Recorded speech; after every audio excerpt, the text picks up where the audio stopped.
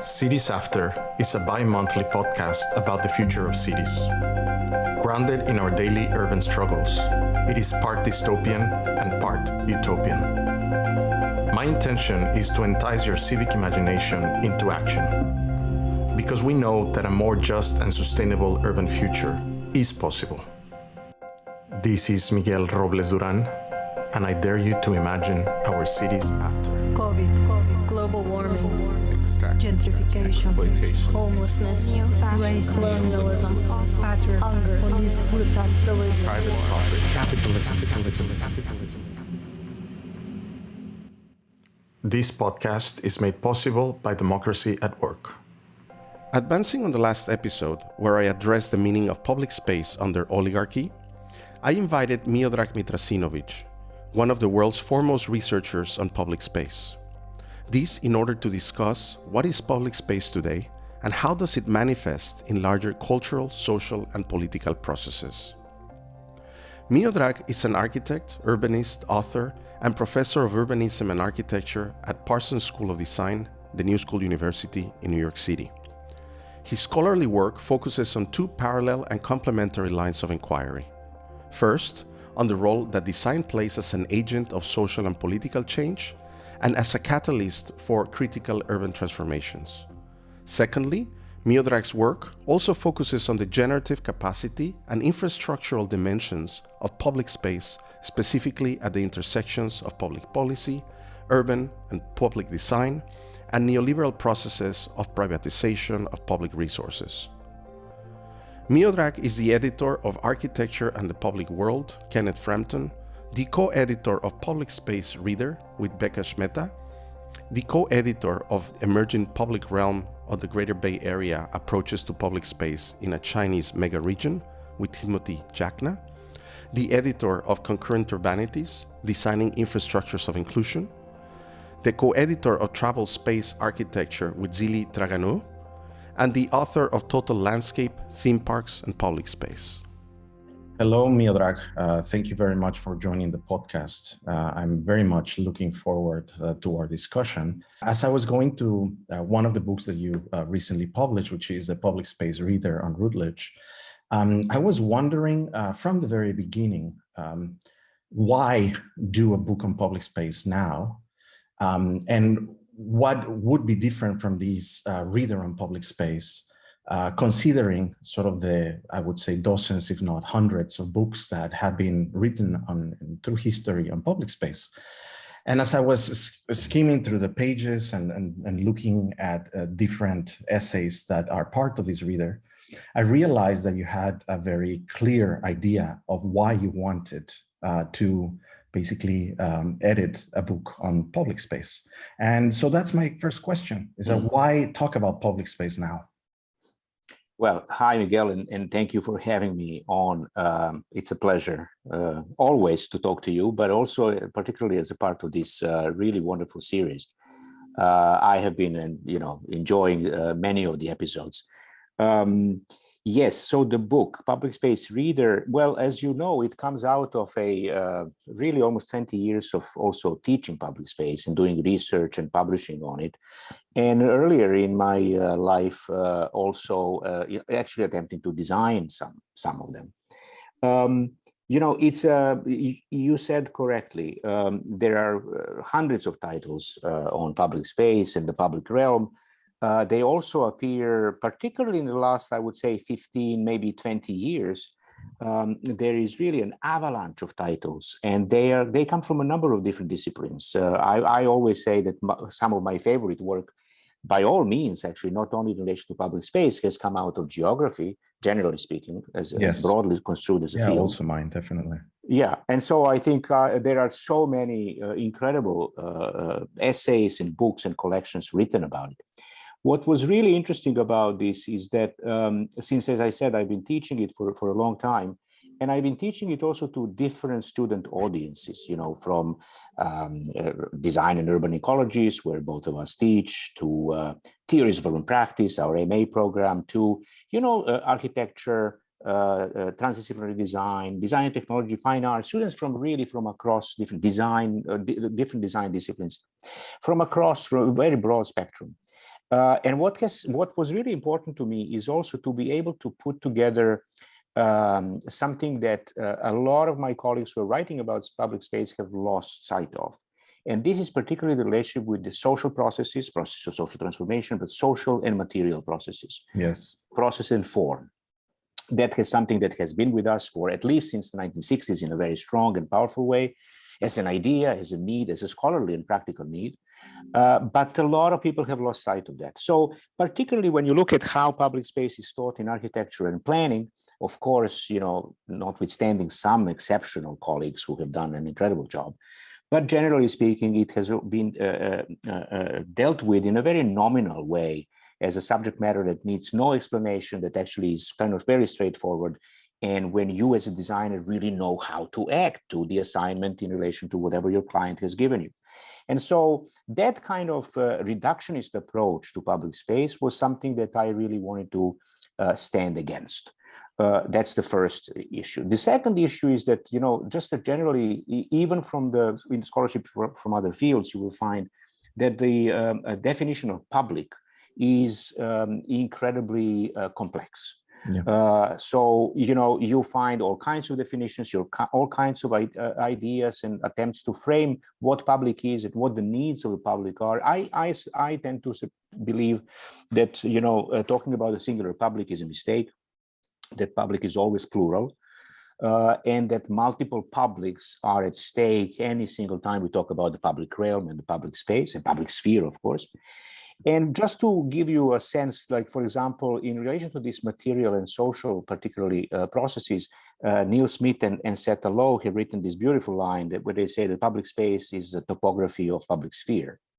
And in some sense, that's one of the ideas I used in the public space reader. And another thing I should really say very clearly is that my colleague Vikas Mehta from the University of Cincinnati, who is a planner, I'm not a planner, talking to him about it and figuring out what exactly needs to be also provided in planning education, urban planning education in terms of public space, and my idea from design and urban ecologies and architecture, we basically came together to, as you said, a number of sections, I would say clusters. Yes. And we clustered work from across the disciplines within those 11 transdisciplinary clusters, and then try to address the major issues that we think must be addressed when somebody today talks about public space, particularly for young students who are becoming young professionals and scholars and so on and so forth, who will have to intervene in it. Yes. And Miodrag, you mentioned just now that you found that there was, in the majority of the work that exists out there when discusses public space, it misses on something. And you mentioned, which is that part, which is the socially and materially produced and managed, the social aspect of the public space. I wonder if you could explain a little bit more what you mean by that. What is it exactly that is missing? What do you refer to as that socially produced space?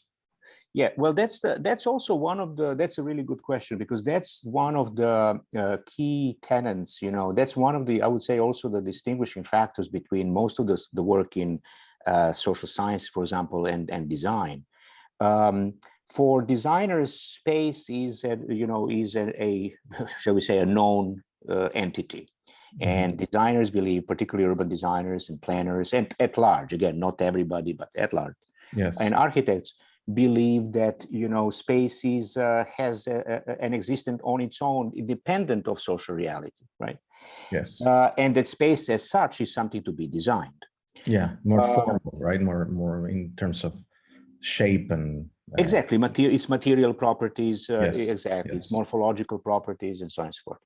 But on the other hand, of course, as you know very well, better than I do, in fact, sociologists and anthropologists and political scientists and geographers would tell you, for many of them, particularly those of Lefebvrean orientation, would tell you that, in fact, space is socially produced. In other words, that, unless there is a meaningful social interaction, there is no such a thing to speak of. Yes. And so you have these two very contradictory approaches, basically, right? that we tried in the reader, and I try in my work and my teaching, I try to balance this out, to in fact point out to the contradictions that are embedded in these differences, but at the same time, how these contradictions can also be used in, as you say in your introduction, can be used to in a productive way, how we can use these contradictions and struggle and conflict, in fact, scholarly and practical, in productive ways to build something that neither group, in fact, could be able to anticipate.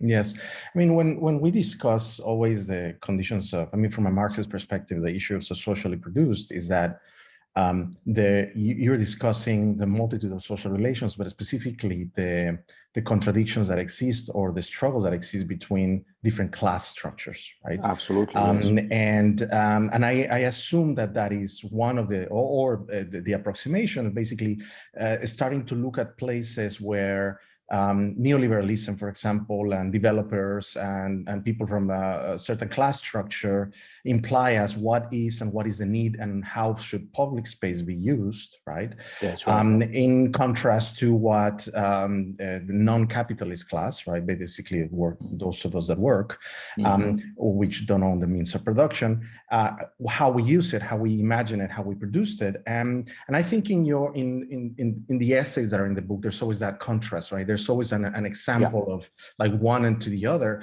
I wonder if you could, for our audience, choose one or two of these subjects within the reader that you basically got very caught in, right? That completely emphasize precisely this direction. One of these that you now indicate, for example, class struggle, of course, is something that is absolutely present with us, even though we live, in the, as some say, in a classless society. That is the American society, right? Class struggle is with us. Elon Musk believes that, by the way. Yes, of course. And so, more than ever. And I think it's more important than ever to address it face on or head on. What is really, so you bring about the political dimension of public space and public space production, and not only production, care and maintenance and stewardship and so on and so forth. What is really interesting to me there, again, very strict differences in how this is understood across the fields and disciplines and different scholars with all these different views. What is really interesting to me is that I think that public nominally, as you actually also attempt to indicate in your introduction to the series, to this episode. Yes. I think public is really, it can be defined legally, it can be defined nominally, it can be defined as, as many of the laws and regulations and policies across the Western world in particular define it, which is to say, a space that has, or a place, but usually space, that it's open to public at all times under, no prerequisites of any kind. So, you can walk into a park anytime and you can have a barbecue or a picnic with your family and so on and so forth. And that's fine, that's okay. That's how it's legally usually defined. It rarely works that way, we all know, because of all kinds of negotiations, spatial and social and class negotiations that actually happen. And the political aspect of this space is extremely important, even though it's open to all at all times under no conditions. But what is really interesting to me is not that. What is interesting to me is the political dimension of public space, in a way in which I think public space is only public insofar as it enables the process of establishing publics. And what I mean by that is that, and I really build here on the ideas of Rosalind Deutsche, who in her work, early work, and even to this day, has called, for example, urban design and architecture and planning disciplinary technologies.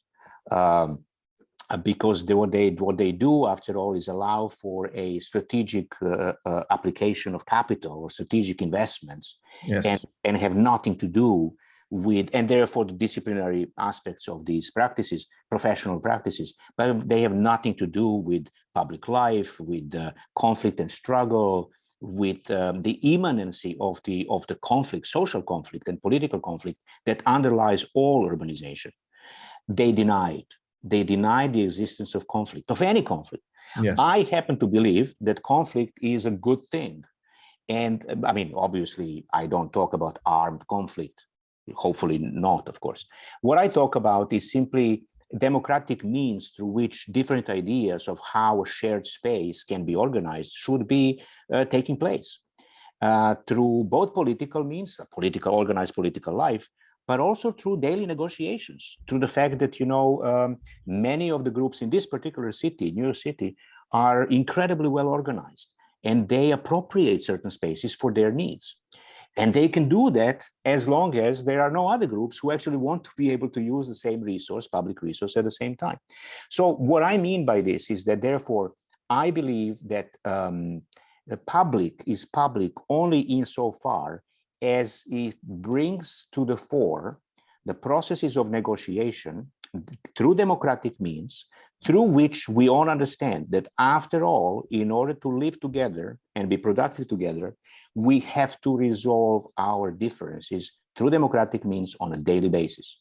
Yes. So I think that public spaces that actually are successful in bringing about the sources of the root sources of conflict, those are the ones where you can, in fact, really understand what is going on in the city, and you can enjoy them both intellectually, of course, and cognitively, but you can also enjoy them sensorially, because they could be also, nobody says that they could not be enjoyable and beautiful spaces. Yes, but you're referring to something that most people don't conceive of public space. I mean, which is, as you were saying, the majority of people might think of public space as a plaza, exactly, or as some kind of garden or park or something. Some right of way space. Exactly. Whereas what you are saying is that, well, yes, I mean, to a certain extent that could be, right? But there are many other spaces in which the production of difference could happen or happens, right? Which tend to actually emphasize in your definition of what is public, right? Right, exactly. Right. And therefore it does contribute to also identifying, because sometimes, some individuals in the city, I mean, obviously prefer to be anonymous. Others tend to actually be organized. And so I think the public space in that sense also has this capacity to, in fact, allow people to recognize each other and therefore maybe organize around certain issues, and maybe even get to the idea of appropriating a public resource such as park for a limited amount of time for their needs, for the community needs. Yes.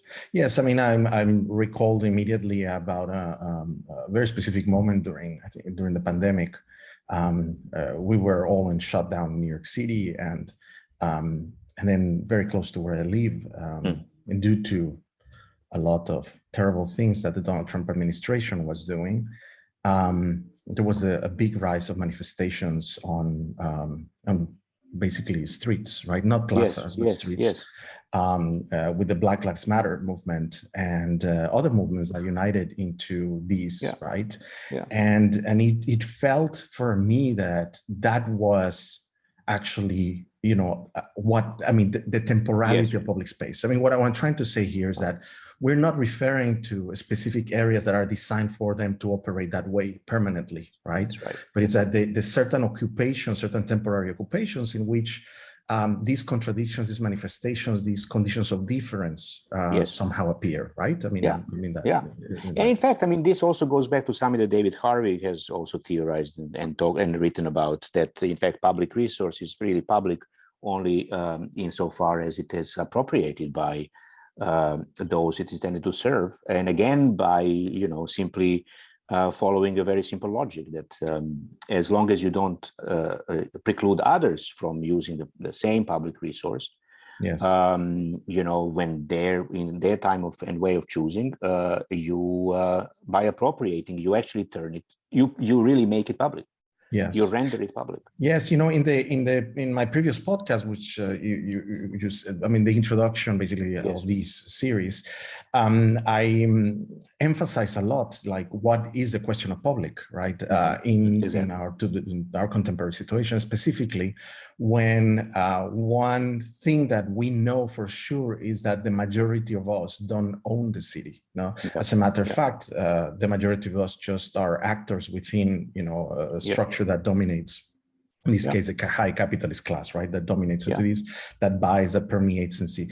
And so in this direction that we're talking about, the temporalities of permanence and so on, do you or would you still believe that there's a viability for public spaces within the contemporary city, or are these just mental constructs, right?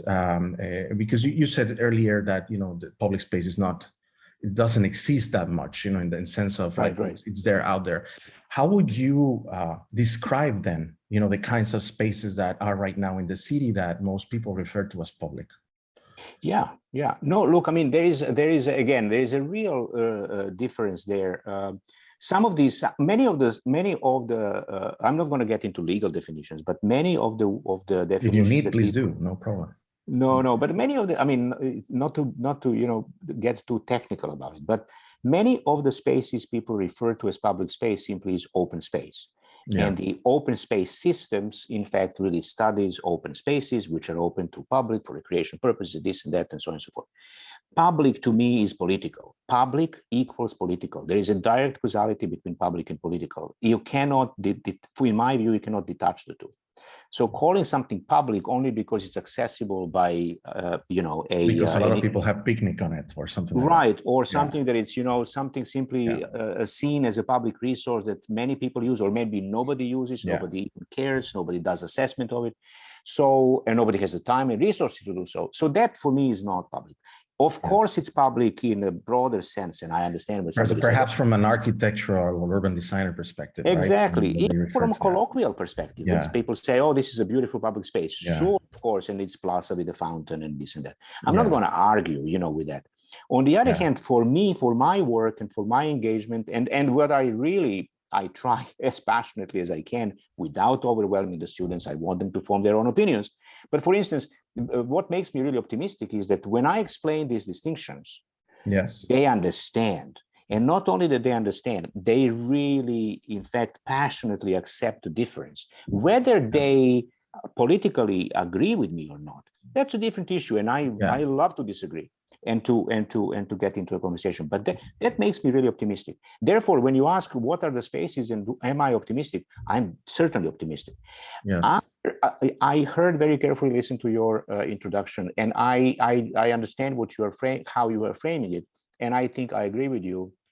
It's extremely problematic. The situation we are in terms of the oligarchy, in terms of the consolidation of capitalist class power is absolutely amazing. I think what is more amazing, again, going back to David Harvey, but what is more amazing than the consolidation of power is the class consciousness. And this is something we didn't see 20 or 30 years ago.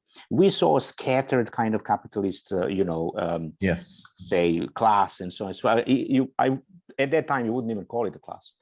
But, you know, the more we go into the 21st century, the more we understand, in fact, that this is a real project, as Harvey predicted 30 years ago or more. Or 40 years ago. This is actually a real class consciousness project. And I think this is where the difficulty is, because you basically have, in fact, the class consciousness of the capitalist class by far exceeds the consciousness of other, shall we say, other classes, but definitely the working class. Yeah, as the dominant discourse, As a dominant discourse. And that's the real problem. However, even within that context, what I studied, for example, as you know, is the differences between the simultaneous development and differences between Hudson Yards in New York City, High Line and Hudson Yards, and Corona Plaza in Queens. And the reason why I chose to study that, and I'm still working on it, the reason why I chose to study that is because it's the same administration, the same political support, the same, you know, class consciousness, the same economic imperative. And yet within this same administration of Michael Bloomberg, the DOT decides to create this public plaza program, right? Through which what they really want to do is, at least, and they did it, I have to say, they did it. What they wanted to do, what they intended to do is to create public plazas in places where you had basically transportation hubs or intersection of a couple of lines or really busy subway stops, where there is a lot of poverty, a lot of health problems, unhealthy food practices, obesity, diabetes, and so on and so forth, mostly working class and communities of color neighborhoods. in the city, Harlem, Queens, and so on. In contrast to Hudson Yards, I've talked many times in this podcast, but for the audience that does not recall what Hudson Yards is basically the most expensive private real estate development in the history of the United States, which is at the heart, right at the center of Manhattan, right? Exactly. Huge development. Exactly. And a development that cost the city so far cost the public, right? Right, cost the public.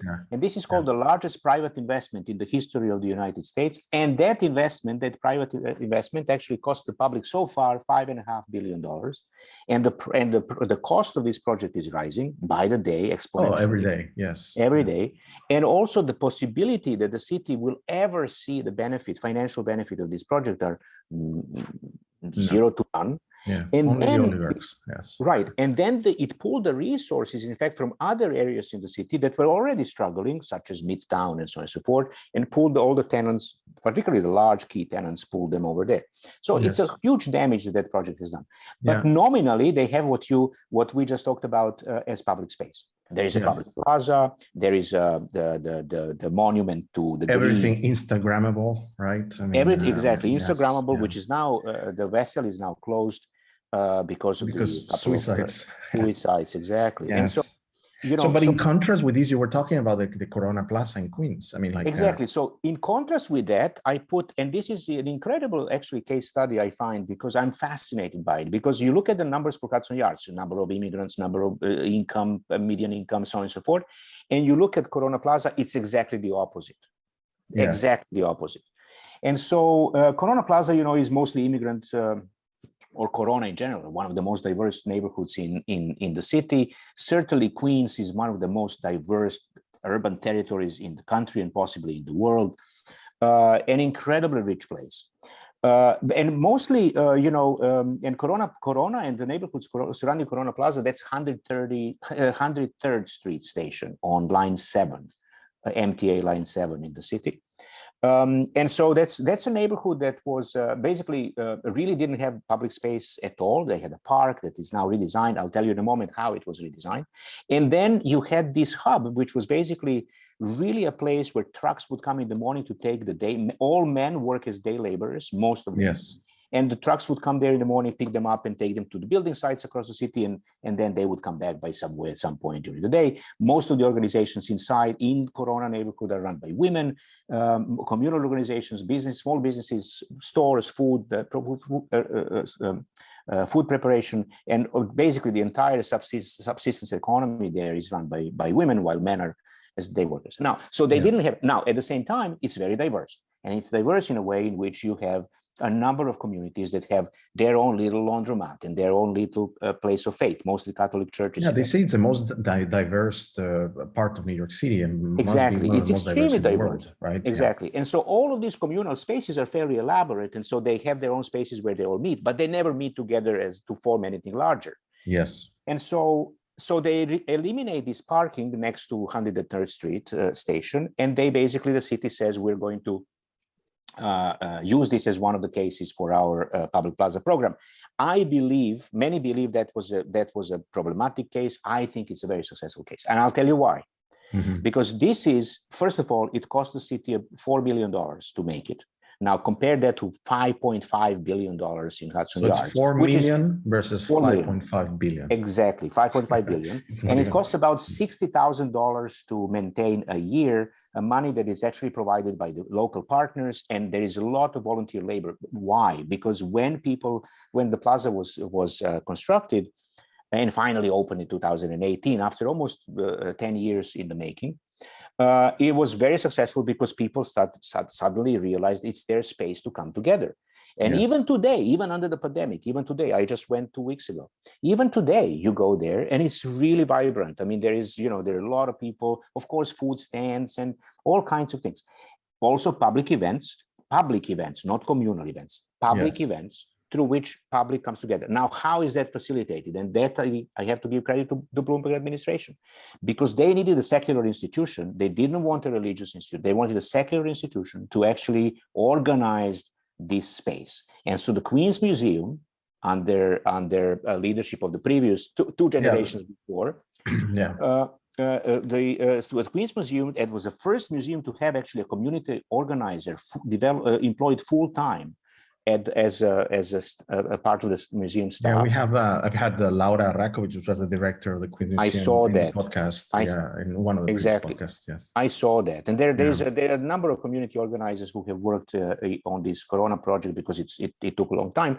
They actually organized the local communities. They organized the EDC, the Queen's Economic Development Corporation. They organized small businesses and so on and so forth. And so the public library. So the number of partners. My students have designed this diagram with all of these partners who are involved, the ecology of all these relationships that actually really brought this plaza together. And for the first time when the plaza opened, everybody came together through not communal, but public events. So for the first time, actually, these communities were able to figure out how some issues that are political in nature, because they're actually about their struggle, are not only characteristic for their own community, but they're actually public in nature, and they're shared. Yes. Suddenly, the first thing you have is a protest against Andrew Cuomo on the plaza, where all of these different people who were so quiet up to that point suddenly started expressing their opinion, their voice, and their resistance to the policies of the governor, and so on and so forth. I'm not going to get into whether that was justified. No, but it's a very contrasting example from, again, Hudson Yards, which basically there was just a developer and some rich people that organized how that public space was going to be. They hired some kind of fancy architect or sculpture artist to do that, like a super expensive $200 and something million sculpture, in the middle of the what they call public space. Yeah, the vessel. And then who manages it? It's just a bunch of private security guards that don't basically permit anyone to gather or anything of that sort. Right? It's a completely different conception. And what saddens me the most is that the Hudson Yards model is the one that is the most dominant, right? I mean, whereas in the other one, as you were saying, is just so incredible to see that the actual constituents, the social and public constituencies of that area, the libraries and so forth, got involved in the production. Yeah, exactly. Or the socially produced space, exactly. Right? It was and this is the beauty of it, is I think that this is a project that worked as a catalyst for the creation of the new publics. Because remember, as I said, these individuals there and these small communities, they did not form a public before. They don't even speak English. They are not, many of them are illegal. They're not a public by any legal definition. Right? Yes. So it's the first time that these people actually come and form a new public that now has the power, because they see themselves there together, they can discuss their issues and so on and so forth. And a simple public plaza that costs $4 million to pave and to put planters and so on and so forth. It's not that simple, but I'm just, No, I mean, yes. I mean, you say simple in the sense of, from an architectural perspective, it's just like just a space, right? But the complexity of the production of that space, the maintenance and so on, is what you are referring to. And one of the first public toilets in your city was actually installed in Corona Plaza. And the reason why is because most of the privately run bids and other institutions in Manhattan and elsewhere refuse to house a public toilet on their territory. Yeah, but that's the thing in these spaces, and that's the model I'm talking about, the business improvement district, what you refer as a bid, right? Which are these sort of public-private partnerships, but they are there to favor, so they're to investment, basically, right? I mean, their role, legally speaking, their role is to create a desirable business climate. Yes. That's what they're about. That's why it's very clear. Yeah. Actually, I shouldn't be surprised, right? Why should I be surprised? No, I mean, that's what they're about. I should be surprised is that they've authorized these kind of organizations to be the ones that run the spaces that should be run by precisely the type of constituents that you refer to as happen in Corona Plaza, right? But Bryant Park, for example, makes about $5 million profit a year. Yes. And that's a bid and a partnership, public-private and yes, and it has so much money. It's just incredible. Exactly. Same as the Central Park Conservancy. And then if we move to other cities, it's very much the same model, right? I was recently in San Diego, California. I saw a model that was, Little Italy, and that was very close. At the moment, I'm talking to you from Barcelona, and there are very close models here where businesses come together and push the developers and so forth to make the spaces more desirable for investment. No? Absolutely. I mean, that's how it works in most cases. And also Highline has been used as a catalyst or epitome of, kind of public stewardship over, public resources and space, which of course is totally fake.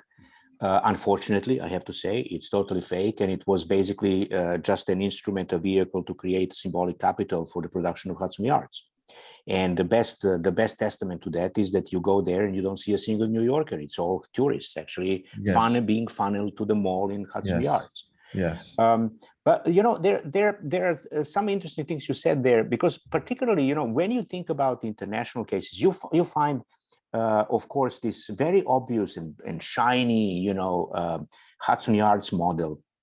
Replicated across. Everywhere. Actually, Hudson Yards is not original at all. I mean, you have these kinds of developments across the world much before Hudson Yards. Absolutely. I mean, I always say it starts somewhere. Perhaps the first one was in London in the 80s, right? Exactly. Docklands, right? That's right. Wharf, London went through that. Battery Park City in New York City. Exactly. Battery Park, which is exactly what Rosalind Deutsche was actually writing about when she talked about disciplinary technology. Yes. What I was referring to before, Battery Park City.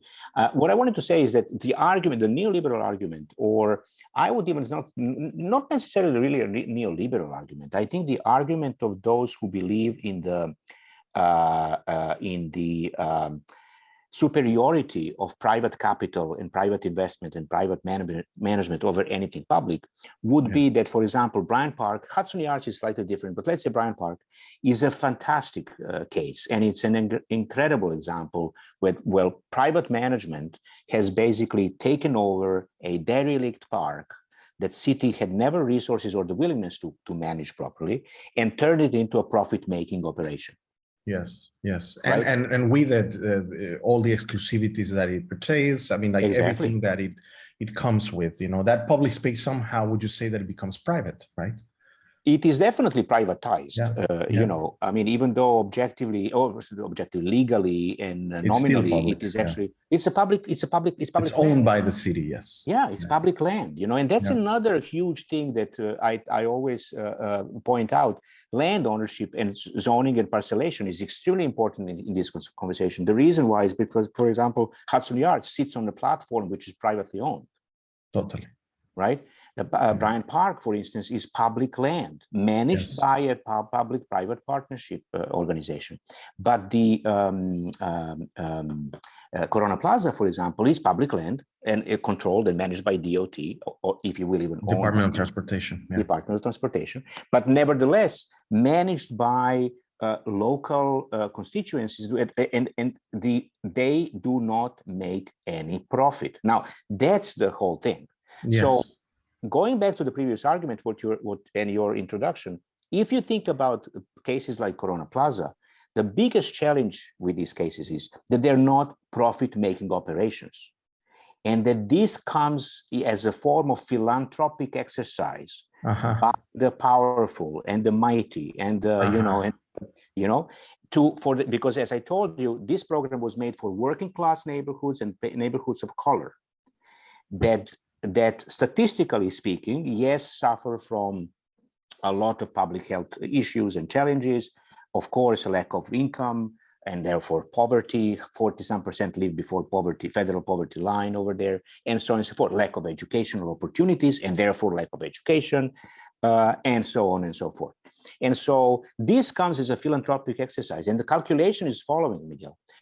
If you can invest $4 million in this place over there and put $60,000 a year to maintain it, then you don't need to provide anything more substantial for the local communities. Yes, for things to be really public. Yes, exactly. And you can then have the playground for the wealthy is going to be, for example, it's not just the Hudson Yards.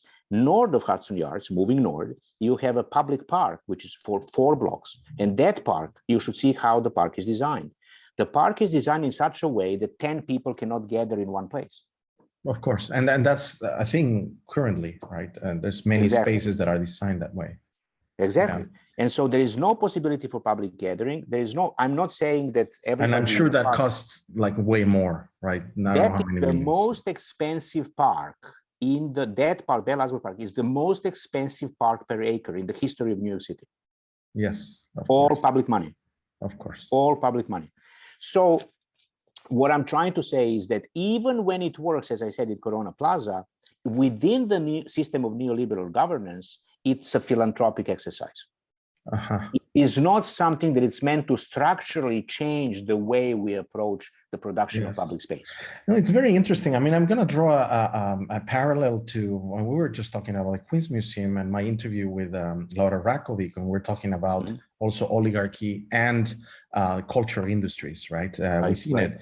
And one argument that she has put front in her recent book was that the money that comes into the museum and the culture industry is actually not coming from any form of governmental dependency, right? It's all philanthropic money, the majority of it. There's very little. And she says, like, there is no public agency that handles culture in the United States, which is absolutely insane. And then when you are talking right now, precisely, is very similar, right? Like the things that need to be public, in this case, culture is a public discourse, is public discourse, right? Also function from philanthropy. Right, there is not a specific dependency that guarantees, or like governmental agency or some kind of agency that guarantees that those spaces are truly public, right?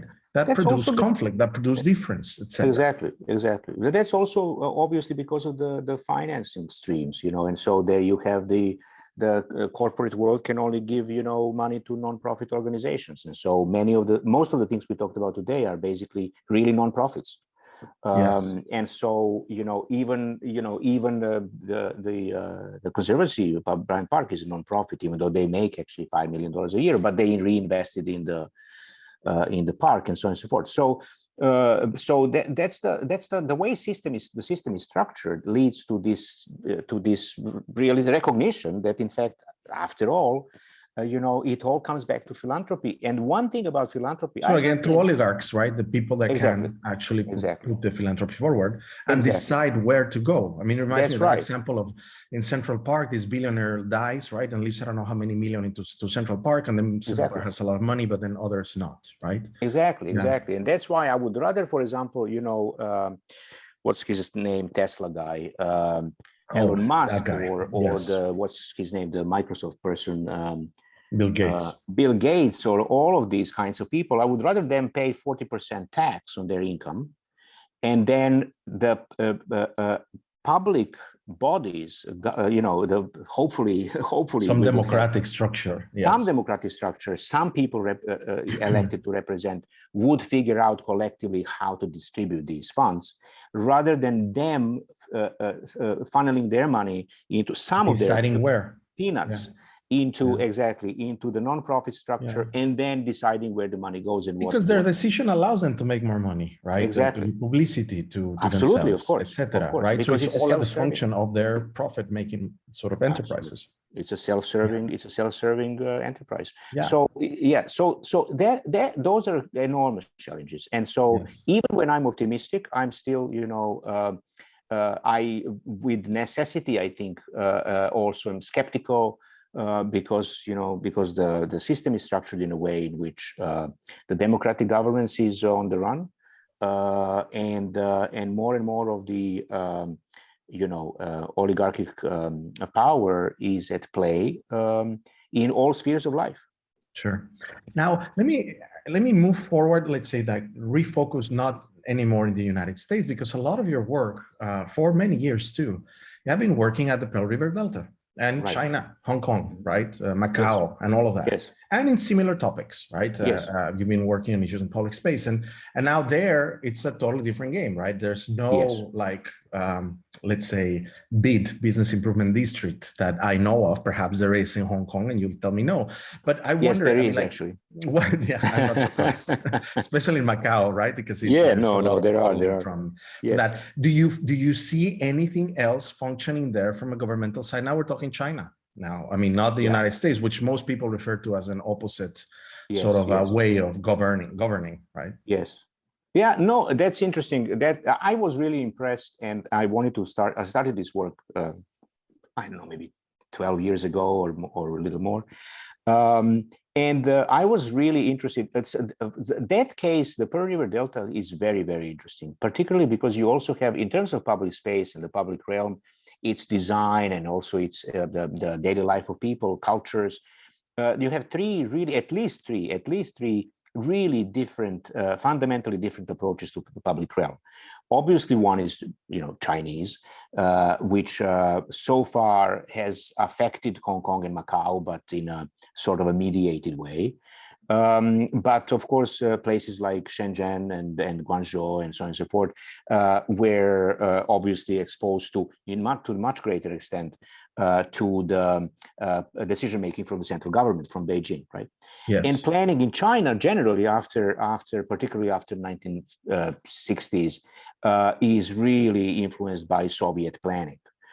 So much of it, the theory of planning, of course, there is a great tradition. You mean like a long-term, like 5-year terms of like master plans, 5 and 10-year terms, yes. exactly, Yes. 5-year terms, and then also the ideology of like, why do you even create public realm, right? And so the public realm is supposed to serve the interests of the public. Now, of course, their view of the public was fairly limited. I mean, it was, obviously there were. So we here talk about, the capitalist class and the working class. Over there, the view of the public was the working class. And Yes. so, but under the conditions of a fairly, autocratic system. Mm-hmm. So not really that people had power, but nevertheless, it was all in the name of the working class. And so, you have the grand plazas, you have all this exhibitionism of the great state power and so on and so forth, but also small neighborhood spaces, which I think I found them everywhere, which I think are fairly meaningful for nominal purposes. And what I mean nominal is you cannot contest politically anything. But they allow for recreation, they allow for, enjoyment, they allow for, for a number of things that people enjoy even here in let's say, in Prospect Park in Brooklyn. Now, on the other hand, in Hong Kong, for example, you have obviously the British tradition of design and conceptualization of the public realm, and all the laws basically related to public realm, of course, coming from the where at the time we discussed the first perhaps big neoliberal experiment in terms besides Chile, which was a different thing, happened there. Exactly, that's exactly right. The Docklands, again. And then you have the Macau, which was of course a Portuguese colony, and yet again where an approach to the kind of at least the life between the Chinese community or communities and the Portuguese was seen differently. Yes, with some spatial separation, but still with a very different approach to how a city, how a habitat is designed. So just from that point of view, it's super interesting. And then you have, of course, the 1980s, 1978, the opening 1980s, and then the growth of Shenzhen and so on and so forth. And so I thought it's just an incredible, it's a world in miniature in many ways. And I became really interested to see what will happen there. Much more what will happen than what has happened. And I can only tell you that everything we talked about also applies to these places or the Pearl River Delta in general. I am very wary of the thing, and I always say that, and I put it in the book as well as a kind of not a side note, but as a statement of positionality. I am very aware of the fact that I don't live there. I've never lived there. I don't speak Cantonese or Mandarin. I am a foreigner.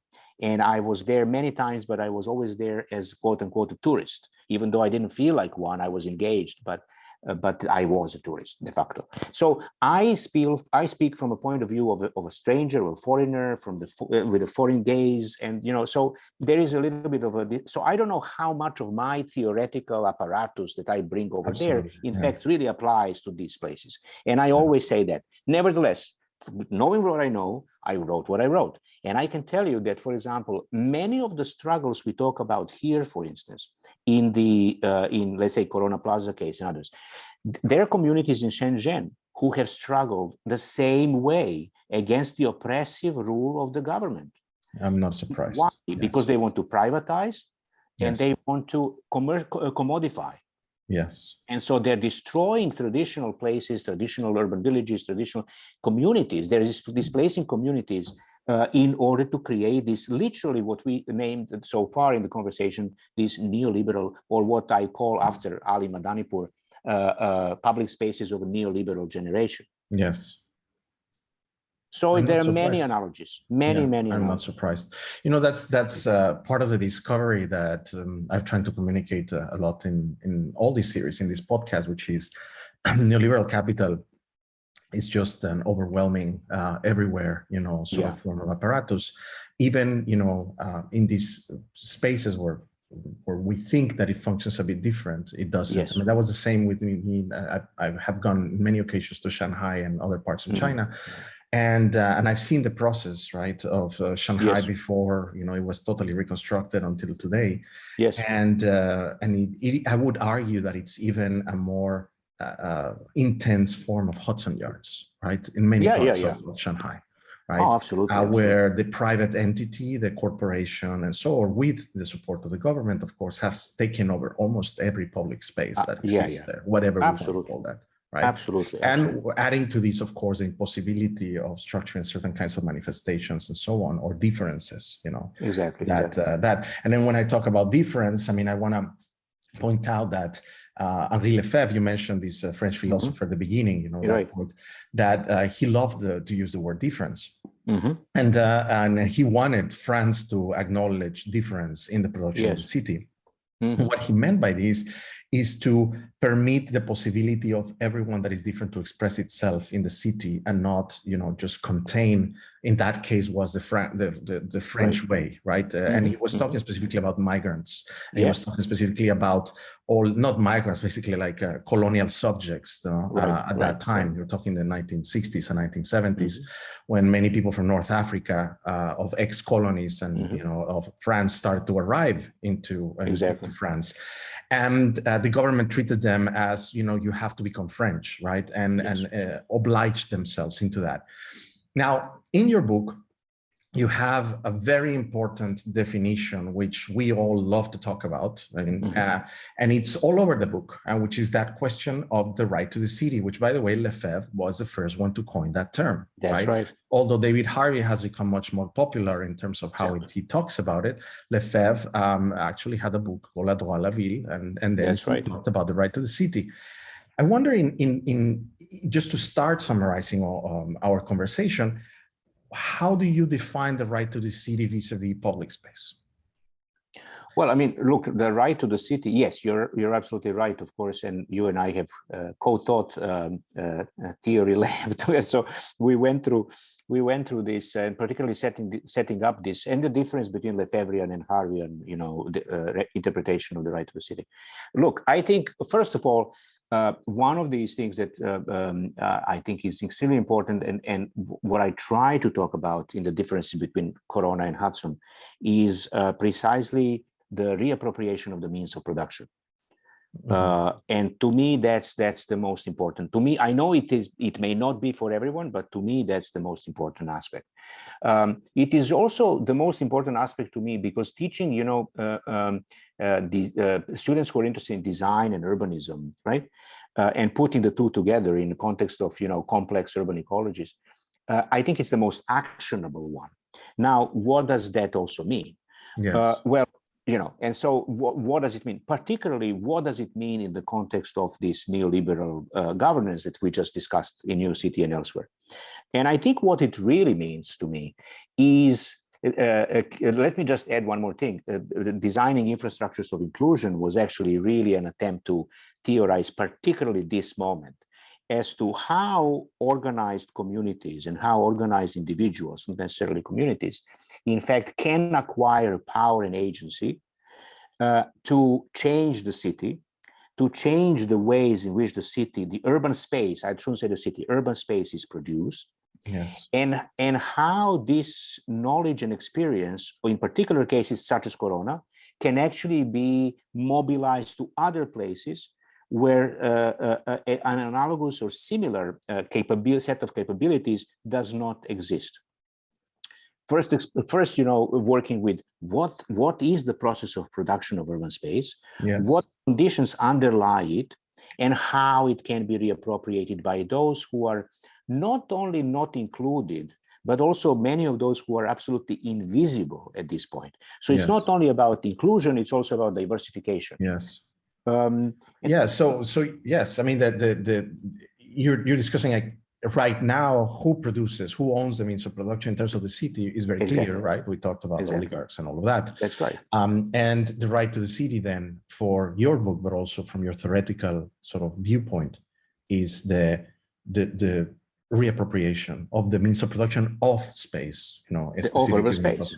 Yes, that's right. Yeah, yeah. That's that's the line of thinking, and it's and I think, and that makes me, there are days I'm pessimistic, because you said, are you optimistic or not? There are days I'm pessimistic when I see some, obviously things happening not only here but around the world. But I am actually optimistic, because, as I told you, what makes me optimistic really is working with our students and young people who are by large enthusiastic about it, and who actually see how their work in small and incremental and maybe humble ways, but nevertheless contributes to this process of the reappropriation of the means of production, small by small. I mean, a small step by small step. So that's the goal, and I think you are already answering one of the last questions I always ask my guest, which is, what is your utopia? I mean, in your work, right?